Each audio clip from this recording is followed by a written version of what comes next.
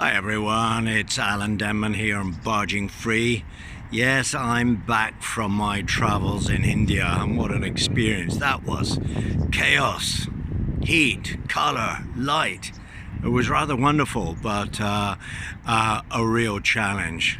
So what are we looking at now? Well, we're looking at Balls Bridge, and this is a very important junction because we look up this way, that goes north to Uxbridge, Rickmansworth, and all the way up to the Midlands. That's the Grand Union. And then if we go down here, that goes all the way down to the Thames. That's the Brentford Arm. And what are we looking at here? This lovely old bridge that could be 150, 200 years old. I'm not sure exactly. That is the Paddington Arm, and that takes you right into central London. So it goes Southall, Northolt, Perivale, Kensal Rise, Little Venice, King's Cross, all the way in.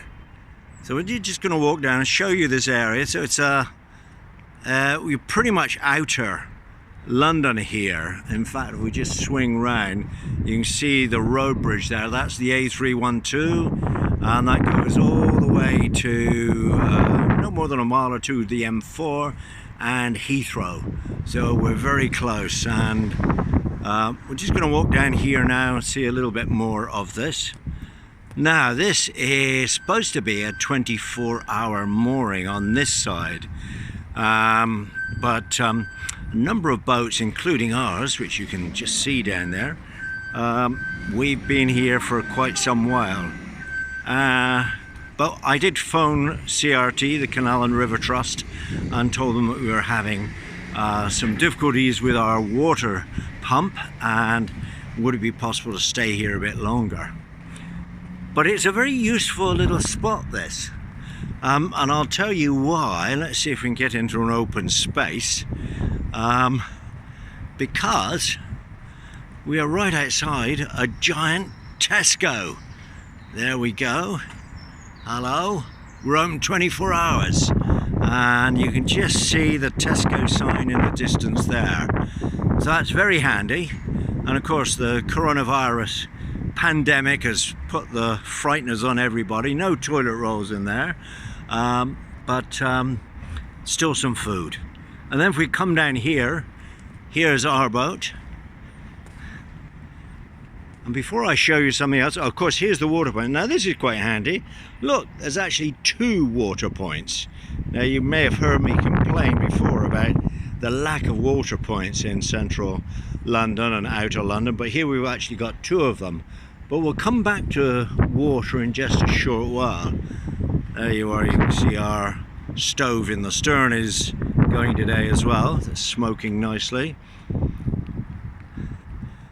And we've got the solar panels now. The solar panels are starting to generate some electricity. Not much today. The sun is sort of hiding behind some rather big clouds. The weather has been absolutely dreadful. It's the worst kind of weather for boaters. Windy, cold, raining. Yesterday, you can see just the water here. There's a ripple on it, but it's not too bad. But yesterday there were great big waves, which you don't see very often on the canal. You only get waves when the wind is really strong. And just through the trees there, this is also why this is a great little spot for boaters. You can just see the two buildings here, and that is actually Matt Miller's boatyard. And Matt is one of the most experienced boat engineers on the London canals, and he's a lovely chap, and I'm hoping I can interview him soon, so watch out for that. But now I'm going to show you what we have been up here for, because problem with constant cruisers like us is that we run out of water every so often. In fact, quite frequently. Our tank is 150 gallons, and we have baths and we cook our own food, so we're always washing up. What we have decided to go for is a water filtration system, and there you can see it down there. Okay, not quite complete yet, it's almost working. Basically what this means is you take water from the canal or the river, wherever you are, and you put it through a series of filters. Those are the filters there, and the filters get finer and finer and finer, and the water coming out is said to be purer than the water that you get from your tap in your house.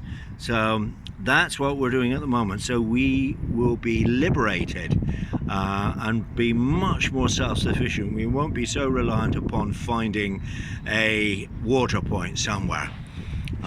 This will give us a lot more freedom, and that's what we're after. We've got our solar panels, we carry our coal and wood with us, and diesel.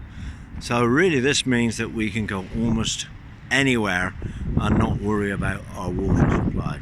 We'll still have the old water supply, which that's it under there in that tank, 150 gallons. We can still switch to that if need be.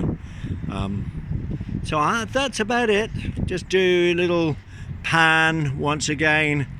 There you are.